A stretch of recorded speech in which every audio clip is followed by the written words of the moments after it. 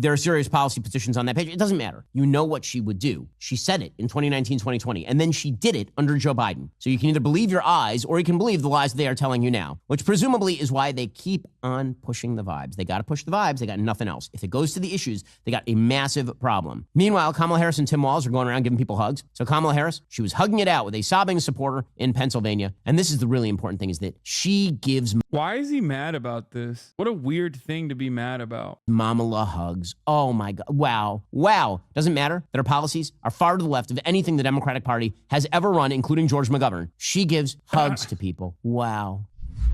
I'm pretty sure you know. Oh, it's gonna be good. We're gonna be good. We're gonna be fine. We're gonna be fine. We are all in this together. Yes, we are. We're gonna be fine. We are. Yes, we are. Yes, we are. Ugh, that's a little weird. Did you get some spices? Oh, absolutely. Oh, it's all good. Oh, it's all so many good. We're hugs. standing strong, right? We love our country. Absolutely. Right? Everybody's crying together. That's right. So no, hugs. I don't want a president who gives hugs. I want a president who kicks ass. That's what I want. I want a president who kicks ass. Yeah, I want a president who kicks ass. That's why I'm voting for Donald Trump. That's on behalf of the American people. Shut up, nerd. I feel like if he was hugged more as a child, he probably wouldn't be this fucking annoying. Like, honestly. Who takes on America's enemies and stops them. I want a president who stops China and Iran and Russia and North Korea in their tracks. I want a president of the United States who doesn't, for example, sacrifice the bodies of American soldiers and then abandon their families. That would be great. This is just repackaged Trump rhetoric, which is really funny. Again, 67 soldiers died in Afghanistan under the Trump administration, 13 under Biden. Numbers on the board. Turns out when you pull out, no additional troops die, which is good overall. I would love an American president who actually knows enough about business not to destroy major businesses in the United States through asinine tax and regulatory proposals. I would love that. I would love a president of the United States who doesn't promise mass amnesty. That would be awesome. I don't need a president who hugs. Got parents for that. Wait, isn't Ben supposed to be like the smart conservative? He's just one step removed from just talking about how Venezuelan migrants are eating rats, eating American rats. Sorry, Haitian migrants are eating American cats. Venezuelan migrants are eating American rats. Why are they doing this? Here's Doug Emhoff.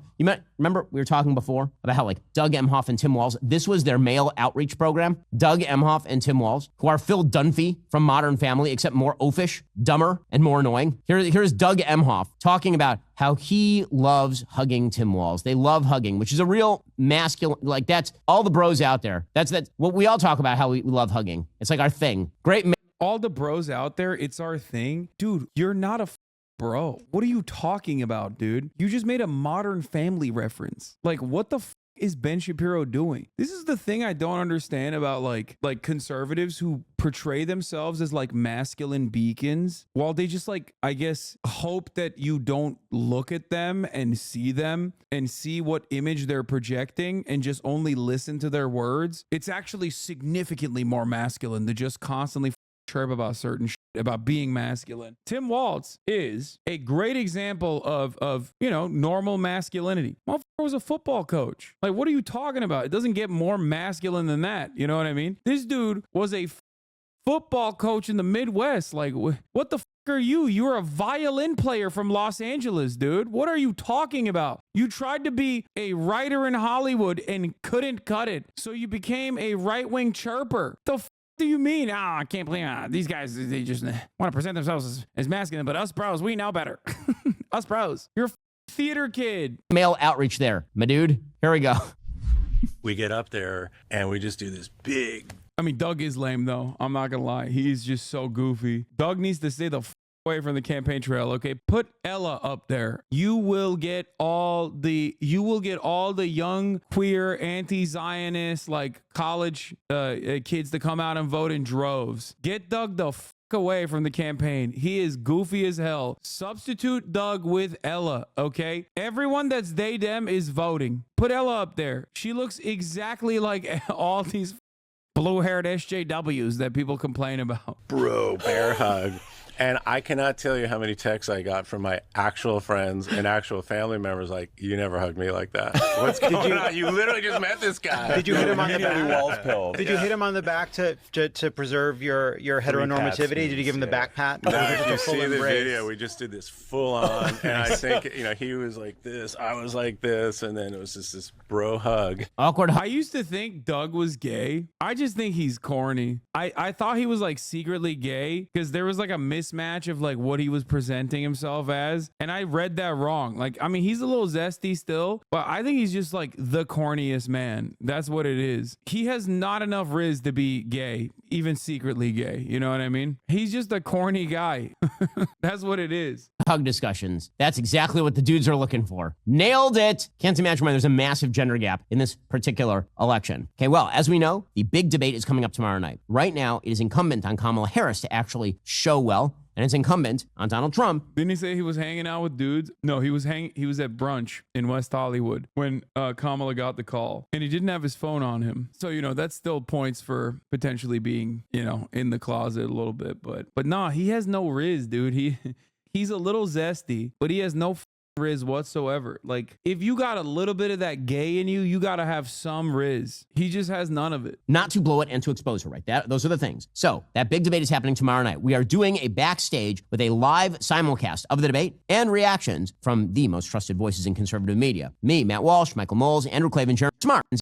With regard to the debate, the Trump campaign is... Yeah, I can't wait for Matt Walsh's take on the debate, Ben. Good job. The most trusted names in saying that they expect that Kamala Harris will do just fine, right? Which is smart. They don't want to say that she's going to completely bomb, because if you set the expectations as she's going to die on stage like her predecessor in the campaign, then if she doesn't die on stage, she's now surpassed the expectations. Trump campaign advisor Chris LaCivita told House Republican lawmakers and senior staff they are anticipating a fine performance from... You'd be shocked at how many rizless gays I know. I mean, Ben, I don't think Ben is gay. He is a little zesty, but I don't think he's gay at all. Matt Walsh, rizless, not even remotely zesty. Matt Walsh is the perfect demonstration that straight men do actually end up developing homophobic tendencies. Because the common trope is oh, it's always people who are secretly gay that are homophobic. It's yeah, there's definitely a lot of that out there. But Matt Walsh, in my opinion, is the perfect example. To the Steven Crowder argument, which you can make about someone who is uncomfortable about their own sexual desires, and therefore they just try to overcome that by being overtly homophobic, overtly anti-trans. Matt Walsh is the most spiteful heterosexual hater of he has a real evil in him. Vice President Harris during Tuesday's debate. According to Axios, Republicans are preparing for a much different dynamic than the first debate, when President Biden's disastrous performance eventually forced him to drop out of the race. Harris has been riding a wave of enthusiasm since stepping in as the nominee. LaCivita noted Harris has less recent live interview or debate experience than Trump. And again, they are playing up the expectations of Harris, which makes sense. Meanwhile, Democrats are simultaneously attempting to play down the expectations of Harris. So Pete Buttigieg, who again is famous for being a crappy Secretary of Transportation, and also which is really important, he says that she's going to have superhuman focus and discipline. Is that what it's going to take? Superhuman? She's going to be like Wonder Woman? She's going to fly in her invisible jet? Yeah, my favorite genre of conservative tweet is dandy boys who grew up playing the violin in Los Angeles using the gay Twitter app to signal to other dandy lads how masked they are. Learn to weld. Another blistering ratio to Benny Boy. There, out in the darkness, a fugitive running, fallen from God, fallen from grace.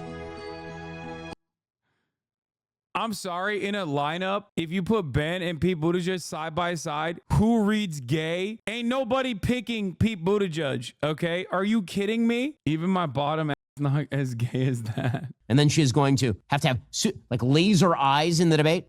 Talk about lowering expectations here. All right.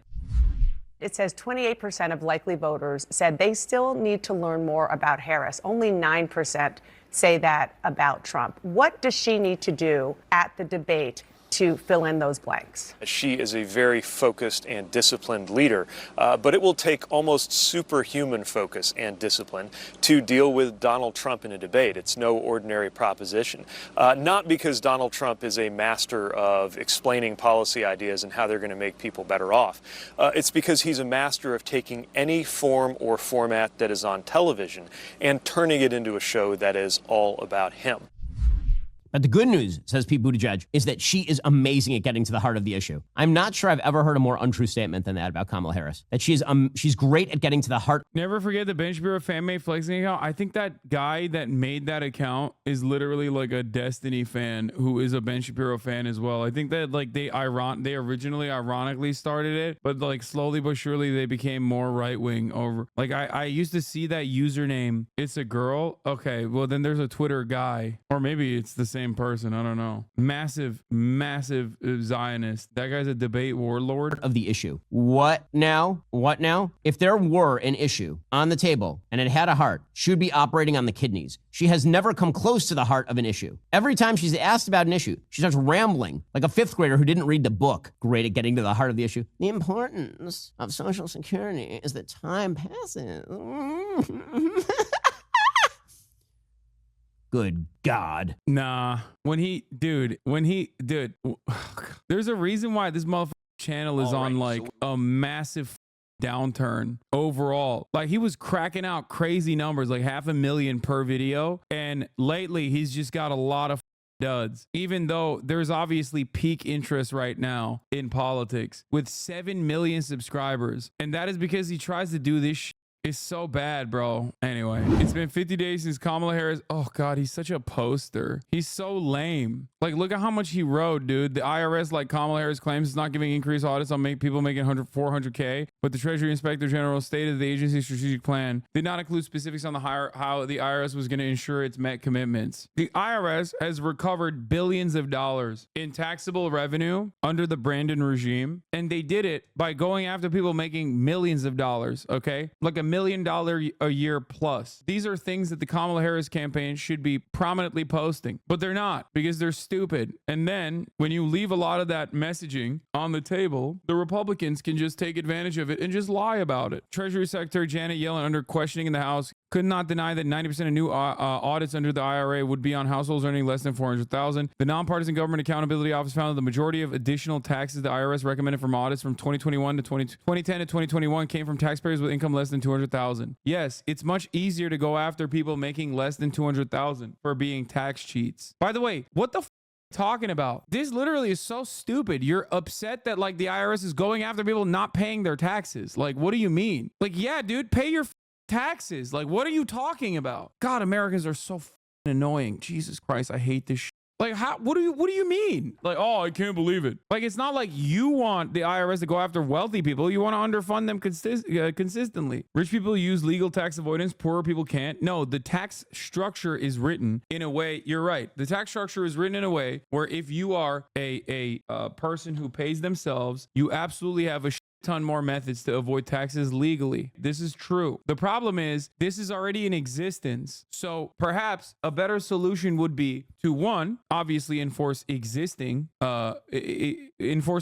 tax law while simultaneously changing the rest of the tax law in an effort that actually ends up forcing the wealthiest individuals to pay a larger share of their yearly income in the form of taxes. You're saying they're not highlighting the good stuff because they won't follow through on it, but that's stupid because some of the things that I'm talking about are things that already happened under the Biden administration. So like a massive part of this conversation with the IRS over the course of the past 4 years was about how like Brandon is getting 80,000 new IRS agents with weapons to come and like knock down your door or whatever. That's not what happened, and that's not what was going to happen regardless. But that's what the Republicans lied about. So in an effort to defend your perspective, in an effort to defend your policies, in an effort to defend your decisions, you should have at the very least communicated some of the good things that were happening. This is a classic Republican strategy, which is to actually work tirelessly to increase tax cuts for the wealthy, but you can't sell that to the broader public. So you sell it by being like, yeah, you'll get $500 at the end of the year. If you're working class, oh, like, don't worry, this hurts you too. Okay. They did this with the swap over from what was previously known as the estate tax, now being called the death tax. If you ask Americans, I'm sure a large majority of them don't understand how the tax brackets work. They don't understand how progressive taxation works, and they certainly don't understand that they are most likely not going to be taxed when they die because they do not have the minimum assets, the minimum assets that are required for that to even be triggered for them. One of the worst aspects, in my opinion, of buy, borrow, die, which is what all these incredibly wealthy people do, by the way, is that they get these incredibly low interest rate loans over and over again because they have quintillion dollars in assets that they can always point to as leverage in order to get these like massively favorable rates. And it's a phenomenal way to consistently lower your tax burden, okay? Because now the only money that you have is debt. The only like liquid capital you have is debt. And you never actually end up having to pay that fucking loan anyway because you die at the end of your life, and then your entire stock portfolio is carried on to your next in line without any taxes whatsoever on it. So then they can do the same shit over and over again. There are so many psychopathic tax-free or negative tax methods in which rich people can continue buying whatever the they want without any sort of like legitimate penalty or any sort of tax burden. Very, very frustrating. Why don't politicians talk about the housing market being impacted by foreign nationals? China, in where they buy the property and they sit vacant. Yeah, it's the Chinese nationals that are buying all the foreign property. And then you look at a list and like Chinese nationals buying property or buying farmland is like 15th on the list. That's an Aussie chatter, 95% probably. Australia is ceded territory, okay? It is a Chinese protectorate. Just live with that reality. The faster you recognize that, the easier things will be for you. I need you to understand this. It's gone. And you should be excited at the prospect of being able to purchase cheap BYD cars, for example. Yangwang, Australia is a province of China, and that's a good thing. It's not a bad thing. I wish America was under the Chinese protectorate. Maybe you'll even get high-speed rail if you play your cards well enough. I'm Australian, glory to the CCP, and the food has been better. Hell yeah. The debate, says Smelling Hammer. The debate, period. You're right. Please don't spread lies. Your lies that the Yangwang is the fastest production car ever. Even if it's not true, I just like lying about it because it's lying in favor of China. Oh my God. Did he write this much about everything? Oh, dude, I would die before I read any of this shit. Dems yelled their base not to be a single issue voter, yet the party's becoming a single issue party. Abortion, that's the only issue Dems run on now. The funniest part about abortion is that Dems didn't even want to run on it with Joe Biden. And Joe Biden was like reluctant to run on it because he's Catholic and he like low-key kind of doesn't like abortion. So like they were forced to run on it because that's what everyone on the ground was like freaking out about, understandably.